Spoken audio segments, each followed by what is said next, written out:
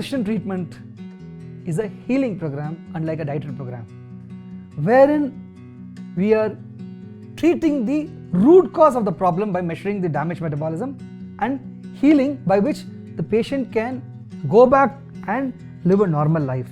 In a typical dietary program, lifelong they need to follow the diet. The sustenance becomes a real challenge. With the technology, we are able to measure the root cause of the problem, which is the damaged metabolism, and through precision intervention, namely precision nutrition, precision activities, precision sleep, we heal the metabolism, by which, as the patient travels through the journey of healing, one after the other intolerant food start to become tolerable, by which the patient can go back and start to eat the normal food with certain syntax.